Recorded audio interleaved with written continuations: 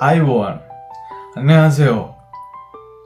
새해 복 많이 받으시고요. 이팅 මේ දවස්වල දකුණු කොරියාවේ අවුරුදු නිවාඩුව ගත වෙමින් පවතිනවා. මට හිතුණා මම KIP සාවේතම් ප්‍රෝග්‍රෑම් එක කරලා ඉගෙන ගත්තු මේ අලුත් අවුරුද්ද, ඒ කියන්නේ කොරියානු භාෂාවෙන් සොල්ලල් ගැන ඔයාලත් එක්ක දන්න කරුණු කීපයක් බෙදා ගන්න. ඉතින් අපි බලමු මොකද්ද මේ සොල්ලල් කියන්නේ කියලා. කොරියානු වැසියන්ගේ සංස්කෘතික උත්සව අතරින් සොල්ලල් වලට හිමිවන්නේ විශේෂ ස්ථානයක්. සොල්ලල් කියලා මෙයාලා සමරන්නේ පරණ අවුරුද්දක් ගෙවි ගොස් නව වසරක් ලබන දිනය. ඒ කියන්නේ චන්ද්‍ර කැලෙන්ඩරයට අනුව ජනවාරි 1 වෙනිදා. චන්ද්‍ර කැලෙන්ඩරයට අනුව, ඒ කියන්නේ එම්යොක් කැලෙන්ඩරයට අනුව ජනවාරි 1 වෙනිදාට සොල්ලල් එදී තිබුණත් යම්යොක් කැලෙන්ඩරයට, ඒ කියන්නේ සූර්ය කැලෙන්ඩරයට අනුව 2025 ජනවාරි 29 තමයි මේ පාර සොල්ලල් අවුරුද්ද යෙදලා තියෙන්නේ. මේ සොල්ලල් දිනට පෙර දිනත් පසු දිනත් කොරියාවේ ලොකු යුද්ධ දෙකක් ඇති වෙනවා. ඒ මොනවද කියලා ඔයාලා දන්නවද? පෙර දින ඇති වෙන යුද්ධය කොරියානු භාෂාවෙන් ක්වීසොම් කිල් ජොන්ජෙන් කියලා කියනවා. ඒ කියන්නේ රට ඉහළ සිටින කොරියානු වැසියෝ රට පහළ තමන්ගේ ගම්බිම් බලා පිටත් වීමට එකවර අතිවේගී මාර්ගවලට ප්‍රවේශ වීමත් සමග වාහන තදබදය නිසා ඇතිවන කලබලකාරී තත්ත්වය.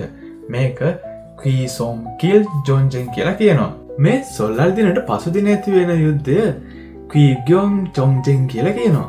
ඒ කියන්නේ ගම්බිම් බලා සොල්ලල් සැමරීමට ගිය ජනතාව රට ඉහළ ප්‍රදේශවල තියෙන තමන්ගේ වාසස්ථාන කරා පැමිණෙද්දී ඇතිවන වාහන තදබදය. මේක ක්වීග්යොම් කිල් ජොන්ජෙන් කියලා කියනවා.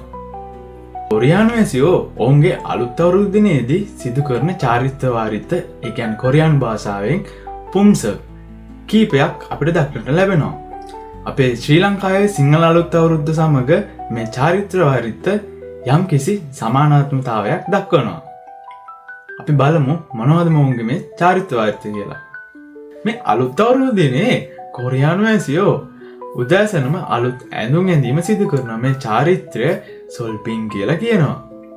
ඉතින් මේ දවසට කොරියානු සාම්ප්‍රදායික ඇඳුමක් වෙන හම්බොක් එක තමයි ගොඩක් දුරට මෙයාලා අඳින්නේ. අපේ ශ්‍රී ලංකාවේ සිංහල අලුත් අවුරුද්දට අලුත් ඇඳුම් අඳින චාරිත්‍රයත් එක්ක බෙහෙවින්ම සමානකමක් තියෙනවා නේද?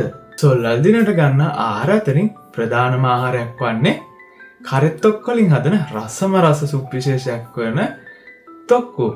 මේ තොක්කු බිව්වහම මෙයාලා විශ්වාස කරනවා මෙයාලගේ ආයුෂ අවුරුද්දක් වැඩි වෙනවා කියලා. ඒ කියන්නේ පරණ අවුරුද්ද නම් අලුත් අවුරුද්දට එද්දී අවුරුද්දක් අඩු වෙනවා වගේම මේ සොල්ලල් දිනට තොක්කු බිව්වහම අවුරුද්දක් වැඩි වෙනවා කියලා. ඊට අමතරව අනාගතයේ ලෙඩ දුක් හැලදෙන්නේ නැතුව සෞඛ්‍ය සම්පන්නව ජීවත් වෙන්න පුළුවන් කියලා මෙයාලා විශ්වාස කරනවා.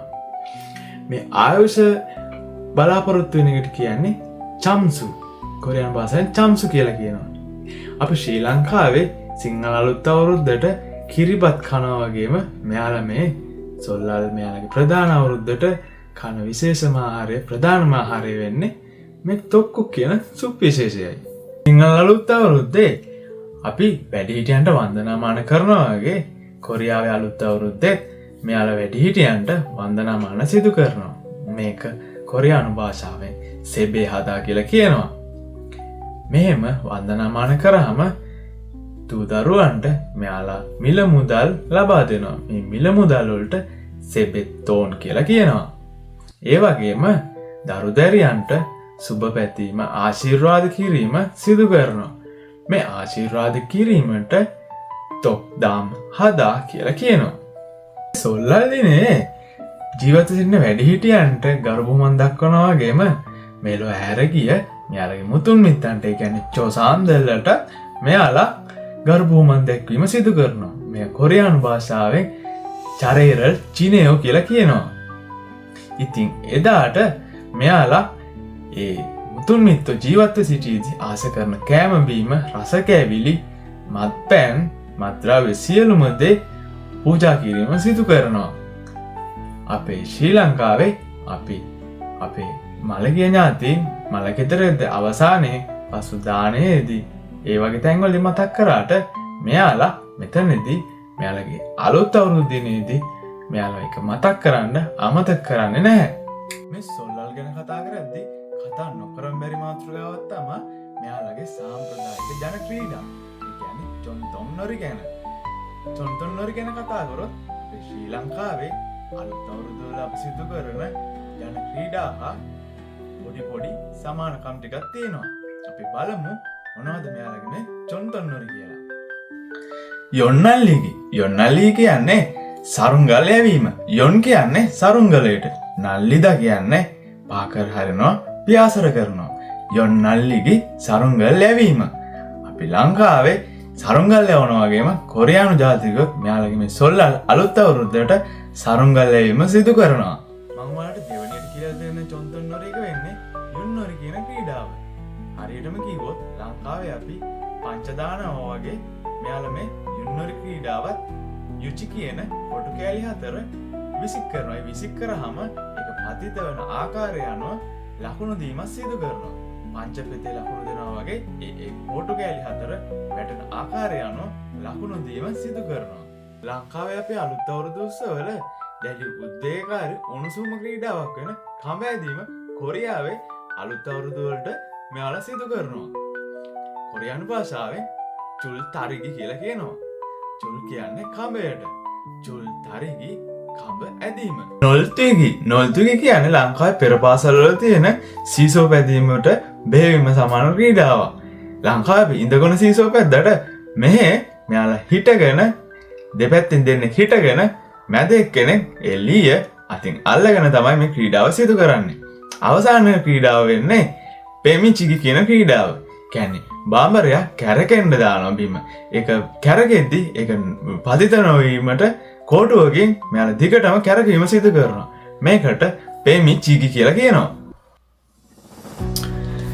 කොරියානුවන්ගේ අලුත් අවුරුද්ද ගැන මම ඉගෙන ගත්ත දේවල් වලින් කරුණු කීපයක් තමයි මම මෙයාලට ඉදිරිපත් කරේ. ඉතින් මේ සඳහන් කර දේවල් වල අඩුපාඩු වැඩි තියෙනවා කමෙන්ට් එකක් දාන්න. මම කියලා දුන්න දේවල් වලට අමතර දේවල් වල දන්නවනම් ඒ දේවල් කමෙන්ට් එකක් දාන්න.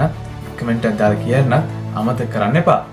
ඒ වගේම ලංකාවේ EPS topic විභාගය කරන අපේ යාළුවන්ට කොරියාවේ සාවිතම ප්‍රෝග්‍රෑම් KIP විභාගය කරන අපේ යාළුවන්ට මේ මාතෘකාව ගොඩක් වැදගත් වේවි කියලා මම හිතනවා. ඒ වගේම KIP විභාගයේ සම්මුඛ පරීක්ෂණයේදී කුසල් සියොමේදී මේ රටවල් දෙකක් අතර තියෙන සංස්කෘතික ලක්ෂණ වල සමානකම්, තම්ජොම්, අසමානකම්, තන්ජොම් ගැන අහන ප්‍රවණතාවය ඉතාම වැඩි. ඉතින් මම දන්න දේවල් කෙටි වීඩියෝ වලින් මම ඉස්සරහට ඔයාලට ඉදිරිපත් කරන්න හිතාගෙන ඉන්නවා. ඉතින් මේ වීඩියෝ එකෙන් ඔයාලගේ දැනුමට පොඩි හරි දෙයක් මට එකතු කරන්න පුළුවන් නම් මම ඒකට ගොඩක් සතුටු වෙනවා. ඒ වගේම මේ වීඩියෝ එක යාළුවන්ට බලන්න, එයාගේ දැනුමට chance එක එකතු කරගන්න, share කරන්න අමතක කරන්න එපා. ඒ වගේම ඉස්සරහට මම දන්න කරුණු කොරියාව ගැන, කොරියානු භාෂාව ගැන, කොරියානු සංස්කෘතිය ගැන දන්න දේවල් දන්න විදියට කියලා දෙන්න හිතන්නේ. ඒ නිසා page එක follow කරලා තියන්න අමතක කරන්න එපා. ඒ වගේම සිත කාලේ අලුත් අවුරුදු නිවාඩුව ඔයාලා පරිස්සමෙන් ගත කරන්න කියලා මම ඉල්ලලා සිටිනවා. ලැබුවා වූ කොරියානු අලුත් අවුරුද්ද හැමෝටම සුබ වෙන්න, ජය වෙන්න කියලා මම ප්‍රාර්ථනා කරනවා. ඒ වගේම හැමෝගෙම අධ්‍යාපන කටයුතු සර්ව ප්‍රකාරයෙන්ම සාර්ථක වෙන්න කියලා මම ප්‍රාර්ථනා කරනවා. දරුවන් සරණයි. සේබොක් මාන් පදිශිකයෝ 항상 건강하시고 행복하세요. 다음에도 봐요. 안녕.